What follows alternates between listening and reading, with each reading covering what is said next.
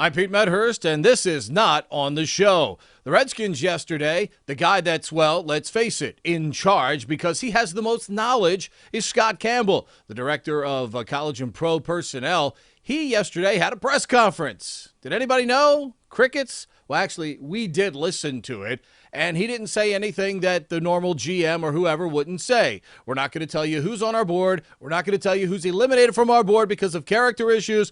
But as always, remember, character is very important. Don't be surprised if Joe Mixon somehow was there in the second round and they didn't take a running back in the first round. You know what? I would pick Joe Mixon. Everybody deserves a second chance, not a third. So Big Joe, make use of it if you get it. Meanwhile, the team signed Will Compton yesterday, got his tender signed. They had two restricted free agents. Chris Thompson inked his on Friday. Will Compton inked his yesterday. Now, think about this. With Zach Brown coming aboard, if somehow Reuben Foster ended up falling to them at 17 and they chose him, now all of a sudden a position which had very little depth for you all of a sudden has incredible depth for you. You wouldn't be surprised if Zach Brown and Reuben Foster were the starters with Mason Foster and Compton coming off the bench. And if that were the case, don't be surprised if a team had an injury during training camp, if Mason Foster might not be a trade candidate during training camp for a team if they lose a linebacker. So still, lots to work out. Draft coverage Thursday night coming up right here on 106.7 The Fan. And